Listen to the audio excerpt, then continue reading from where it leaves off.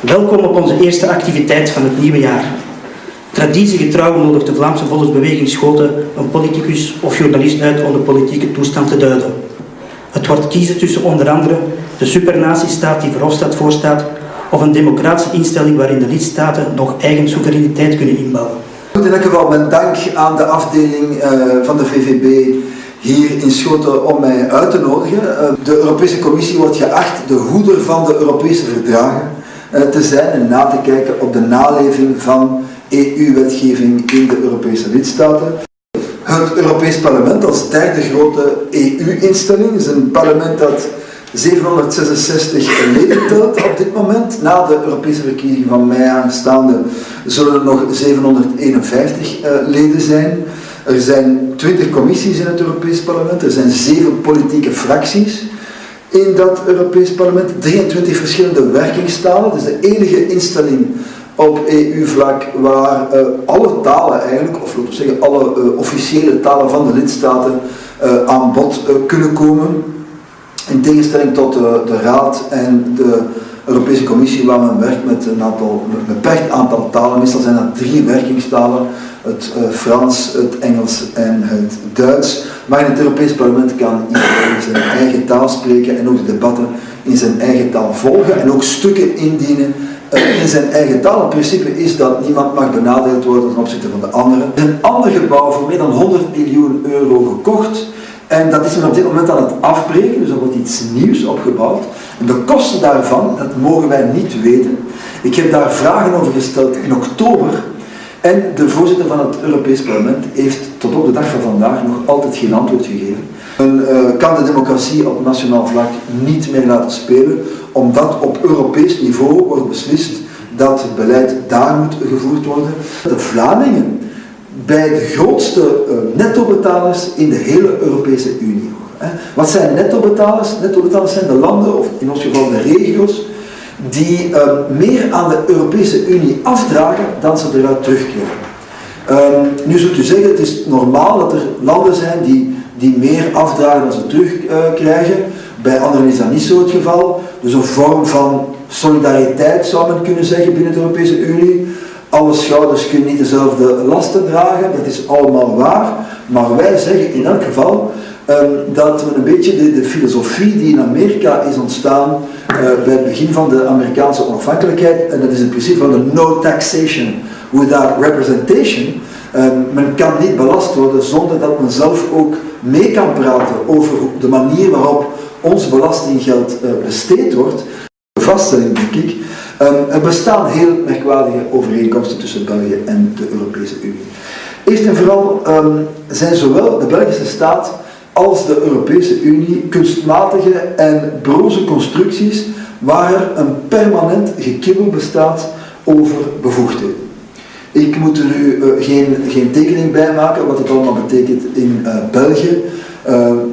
Binnenkort hebben we dus de 6e staatshervorming die van kracht zal worden. Men blijft maar spreken over staatshervorming. Men is nog niet begonnen aan de nieuwe en men praat al in sommige partijen over nog maar eens een staatshervorming, omdat deze opnieuw leidt tot een versnippering van bevoegdheden en er weinig duidelijkheid bestaat in het beleid dat kan gevoerd worden. Ook een typisch Vlaams-Belgisch woord, politiek term is homogene bevoegdheidspakketten. Wat betekent dat één regering duidelijk moet bevoegd zijn over één beleidsaspect. En in België is er een versnippering, want Vlaanderen is wel bevoegd, maar België is ook nog een beetje bevoegd en zo is het nu mogelijk om een duidelijk en krachtdadig beleid te kunnen voeren. Maar nu op Europees vlak is er ook constant een discussie over bevoegdheden. Wij zitten nu in die eurocrisis, men ontkent dat die eurocrisis nog bezig is, maar we zitten nog altijd in die eurocrisis, we zitten in een economische crisis op EU-vlak. En dan is er in het Europees Parlement permanent discussie over nieuwe bevoegdheden die van de lidstaten zouden moeten weggenomen worden en die op Europees vlak zouden moeten uitgeoefend worden. Men spreekt over een begrotingsunie, men spreekt over een sociale unie, men spreekt over een bankenunie, men spreekt over een politieke unie uiteindelijk. En dat is waar onze tegenstanders willen toekomen. Dat is een soort Verenigde Staten van Europa, Men baseert zich daar een beetje op het Amerikaanse model, maar dat is totaal onvergelijkbaar, omdat de geschiedenis van de Verenigde Staten totaal anders is als die van de landen in Europa. Wij zitten hier met een grotere veelvoud aan verschillende landen, aan verschillende culturen, aan verschillende talen die daar gesproken worden, aan totaal verschillende nationale tradities en historische aspecten die in het geval van de Verenigde Staten op veel minder meespelen en waar in de Verenigde Staten iedereen zich Amerikaan voelt, terwijl weinig mensen in Europa zich eerst Europeaan zullen voelen en dan pas Ier of Vlaming of Fransman of Duitser of wat dan ook. Dus men probeert ons ook een soort Europese identiteit aan te praten, een soort Europees burgerschap dat eigenlijk niet bestaat en ik zal er straks nog even op terugkomen. Zo'n voorbeelden geven, denk maar aan de mogelijke toetreding van Turkije tot de Europese Unie bijvoorbeeld. Elke opiniepeiling bijna in alle lidstaten wijst uit dat een grote meerderheid van de bevolking daartegen is. Blijkbaar bestaat er meer historisch besef en gezond verstand bij de kiezers dan bij de leiders op Europees vlak die geacht worden om ons te vertegenwoordigen. En men is sinds 2005 aan het onderhandelen over de toetreding van Turkije, en dat geen Europees land is en een islamitisch land is, en dat sociaal-economisch niet te integreren valt binnen die Europese Unie en wat een nieuwe immigratiegolf zou op gang brengen vanuit Turkije naar Europa. Denk maar aan het wegvallen van de binnengrenzen en het vrij verkeer van personen. Dat zou miljoenen mensen laten immigreren naar Europa. Men trekt zich van de publieke opinie niks aan. Zelfs de opiniepeilingen die uitgevoerd worden in opdracht van de Europese Commissie, de zogenaamde Eurobarometer. Zelfs die peiling die toont aan dat de meerderheid van de Europeanen daartegen zijn.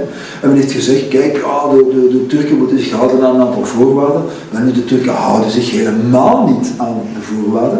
Het is nog nooit gebeurd dat een kandidaat-lidstaat bijvoorbeeld weigert om alle bestaande lidstaten van de Europese Unie te erkennen. De Turken erkennen de Republiek Cyprus niet. De Turken bezetten zelfs militair een deel van het grondgebied van de Republiek Cyprus. Het is nog nooit gebeurd dat een kandidaat-lidstaat een deel van het grondgebied van een bestaande lidstaat militair bezet houdt. Sinds 1974. Die Turken die komen hun verplichtingen niet na in het kader van de douane-unie, waar zij nu al deel van uitmaken. Zij weigeren vliegtuigen en schepen die vanuit Cyprus komen toe te laten tot hun luchthavens en hun havens, wat manifest in strijd is met alle regels. Maar die komen daarmee weg. We hebben ook allemaal die grote rellen gezien en het brutale politiegeweld enkele maanden geleden in Turkije. Men zou denken dat zou leiden tot een stopzetten van de onderhandelingen, omdat men dat ook probeert wijs te maken aan de Europeanen. Namelijk dat die onderhandelingen met Turkije zouden stilgelegd worden wanneer op een manifeste manier zou blijken dat de Turken niet voldoen aan de voorwaarden. Met name op het vlak van democratie en mensenrechten. We hebben die situatie al verschillende keren gehad. Dat men zegt van ja, kijk, nu kan men eigenlijk niet anders. Als men effectief doet wat men altijd gezegd heeft, dan kan men niet anders dan die onderhandelingen stilleggen. Maar nu, men doet dat niet, integendeel zelfs.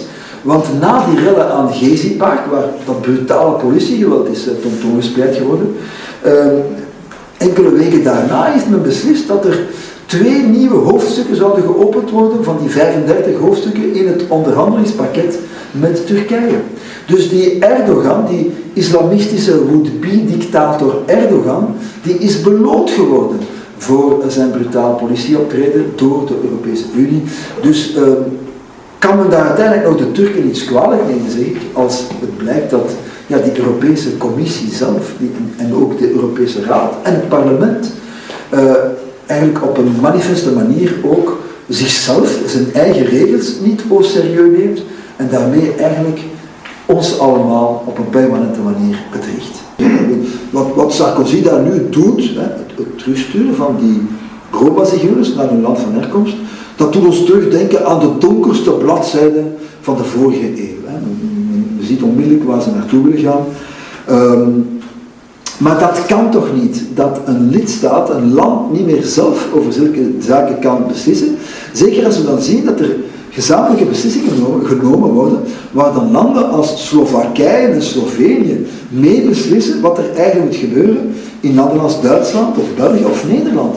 Landen die totaal niet geconfronteerd worden met dezelfde problemen als die van ons, die dan zelf eens gaan bepalen wat wij mogen doen in verband met de opvang van asielzoekers, wat wij nog mogen doen in verband met het uitwijzen van illegale, want ook daar heeft Europa regels over, de EU regels over. Maar nu, daar moeten wij paal en perk aan stellen. Asiel- en immigratiebeleid is ook zo een beleidsdomein dat terug moet gaan naar de bevoegdheid van de lidstaten. Want wij zijn helemaal geen anti-Europese partij. Wij horen tot Europa. Men kan even goed zeggen dat men anti-Azië is of anti-Afrika. Dat zijn realiteiten die bestaan. Wij zijn niet alleen Vlamingen, maar wij zijn ook Europeaan. Dus hoe zouden wij nu anti-Europees kunnen zijn? Wij zijn wel tegen de EU zoals die vandaag functioneert. En wij zijn in Vlaanderen de enige partij die daar kritisch tegenover staat.